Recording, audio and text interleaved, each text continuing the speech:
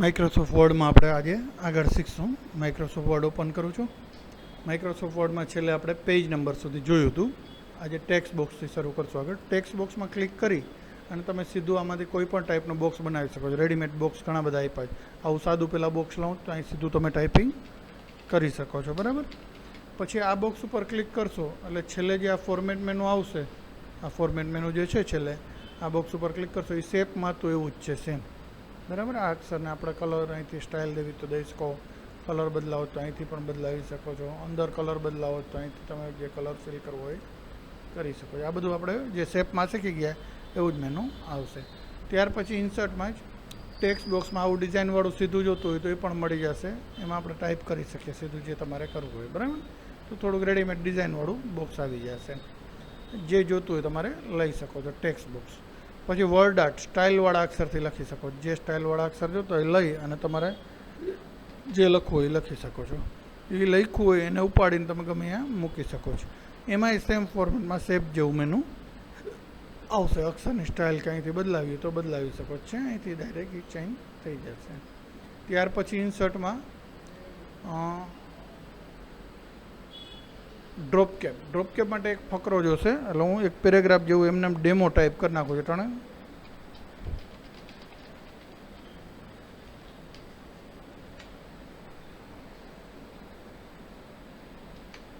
એક demo ફકરો type કરી નાખ્યો. વચ્ચેથી આ ટેક્સ્ટ બોક્સને ઉડાડી દઉં છું અટાણે ઓલું સમજી શકો એટલા માટે. બરાબર.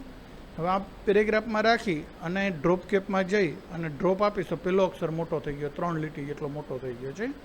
બાકીની લીટી એની નીચેથી અહીં આવે છે, 3 લીટી જેટલો મોટો થઈ ગયો. આ મોટો રાખવો જ પણ આપણે એને આગળ રાખવો જ. બધી લીટી એક સરખી સામે લેવી તો ડ્રોપમાં જ ઇન માર્જિન તો એ આગળ આવી ગયો છે. આ બધી લાઈન એક સરખી નીચે આવી ગઈ. પાછું ઓલું બતાવું ડ્રોપમાં શું થયું તો અંદર આવે છે, આમાં બહાર આવી જાય માર્જિનમાં છે. આ રાતના રાખી શકો છો. હવે 3 નહીં, મારે તો 4 લીટી જેટલો મોટો કરવો છે તો એમાં અહીંયાથી જઈને ડ્રોપ કેપ ઓપ્શનમાં જવાનું. એમાં 3 લખ્યું, જ્યાં 4 કરો એટલે 4 લાઈન જેટલો એ મોટો અક્ષર થઈ ગયો. એટલે આ રીતના તમે અક્ષર ડ્રોપ કેપથી મોટો કરી શકો. મેગેઝિન ન્યૂઝપેપરમાં તમે ઘણીવાર જોયું હોય તો આ રીતના પેલો અક્ષર મોટો હોય છે. હવે અહીં સિગ્નેચર માટે લાઈન ઉમેરવી તો આ સિગ્નેચર લાઈન છે. ક્લિક કરવાથી લાઈન આવશે. ક્લિક કરું એટલે એક બોક્સ આવશે. જો ડિજિટલ સિગ્નેચર આની અંદર ઇન્સ્ટોલ હોય, ડિજિટલ સિગ્નેચર એટલે શું, મોટા અધિકારીઓ કોઈ કંપનીના માલિક હોય તો એને હજારો કાગળમાં સહી કરવાની થતી હોય તો હાથેથી સહી ન કરે તો એની એક સોફ્ટવેર આવે ડિજિટલ સિગ્નેચર માટેનો. એ પરચેસ કરે ગવર્મેન્ટ ઓથોરાઇઝ પાસેથી અને ઇન્સ્ટોલ કરાવી લે આમાં. એટલે એ ઓકે કરે એટલે સીધી એની સહી થયેલી જ આવી જાય.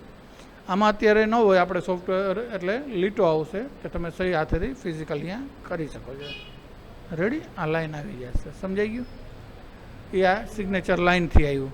હવે મારે અહીં ડેટ એન્ડ ટાઈમ નાખવા છે. અહીં કોમ્પ્યુટરમાં જે હોય તો અહીંયા ડેટ એન્ડ ટાઈમમાં ક્લિક કરું અને તમારે જે ફોર્મેટમાં ડેટ એન્ડ ટાઈમ નાખો ઓકે આપો એટલે પડી ગયા. કોમ્પ્યુટરમાં જે ડેટ ફિક્સ હોય એ ડેટ અત્યારે અહીંયા આવે છે. પછી આ નથી કરવાનું. ઇક્વેશન એટલે અલગ ઇક્વેશન છે મેથ સાયન્સના, સીધા ક્લિક કરીને તમે ઉમેરી શકો છો. એ ઉમેરીને એમાં પછી અંદર એડ કરો ત્યારે એક ડિઝાઇન મેનુ હોય જેનાથી કોઈ વધારાની નિશાનીઓ એડ કરવી હોય, કંઈ બીજું એડ કરવું હોય આમાંથી તો એ બધી વસ્તુ તમે એડ કરી શકો છો. બરાબર છે. તો આ રીતના મેથ સાયન્સના ઇક્વેશન, મેથ સાયન્સના પેપર બનાવવા અથવા બીજા કોઈ ડોક્યુમેન્ટ થીસીસ બનાવવામાં ઉપયોગમાં લઈ શકાય. સિમ્બોલ તો અલગ સિમ્બોલ આપણે એડ કરી શકીએ.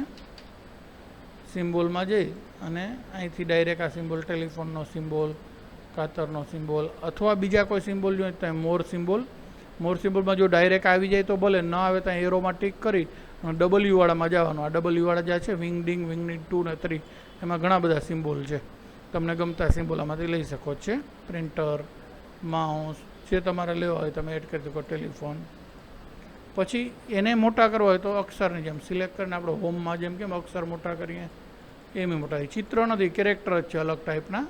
એને ઘાટા, કલર જેમ આપણે અક્ષર ન કરીએ એમ જ તમે કરી શકશો. ક્લિયર.